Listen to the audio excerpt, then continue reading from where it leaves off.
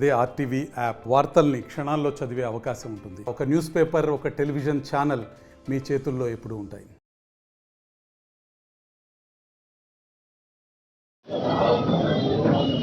అందరికీ నమస్కారం.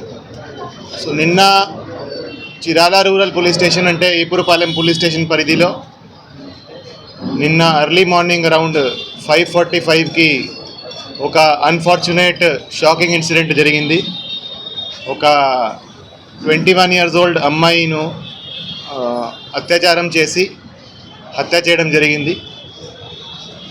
అమ్మాయి ఎర్లీ మార్నింగ్ 5:30-5:45 టైంకి బహిర్భూమికి బయట వెళ్ళడం జరిగింది. అక్కడ అమ్మాయిను రేప్ చేయడం, తర్వాత అక్కడే అమ్మాయిను మర్డర్ చేయడం జరిగింది. సో ఈ ఇన్సిడెంట్ మీద ఇమ్మీడియట్గా crime number 169/24 of Chirala rural police station under section 302, 376 IPC కింద కేసు నమోదు చేసి ఇమీడియట్గా ఇన్వెస్టిగేషన్ టేకప్ చేయడం జరిగింది. సో సీన్ ఆఫ్ క్రైమ్ని క్షుణ్ణంగా పరిశీలించడం జరిగింది. నేను కూడా, ఐజీ గారు కూడా, అందరూ కూడా సీన్ ఆఫ్ క్రైమ్ని పరిశీలించడం జరిగింది. సీన్ ఆఫ్ క్రైమ్లో ఉన్న అన్ని ఆధారాలు, అన్ని ఎవిడెన్సెస్ సైంటిఫిక్ మేనర్లో కలెక్ట్ చేయడం జరిగింది.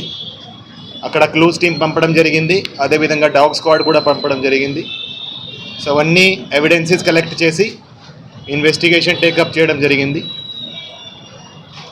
ఈ కేసును సవాల్గా తీసుకొని, అంటే ఈ కేసులో అప్పటికి క్లూస్ లేవు, అంటే ఎవరు చేశారనేది మాకు ఎటువంటి క్లూస్ లేవు. ఈ కేసును అందుకని సవాల్గా తీసుకొని, అంత సీరియస్ ఇన్సిడెంట్ జరిగితే 10 టీమ్స్ ఏర్పాటు చేయడం జరిగింది. ఈ కేసు దర్యాప్తు అన్ని కోణాల నుంచి ఈ కేసు ఇన్వెస్టిగేషన్ చేయడం జరిగింది.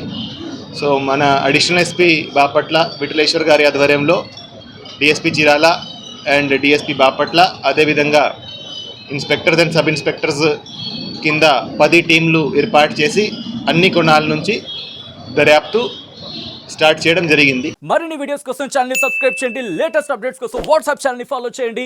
అండ్ లింక్ డిస్క్రిప్షన్ లో ఉంది.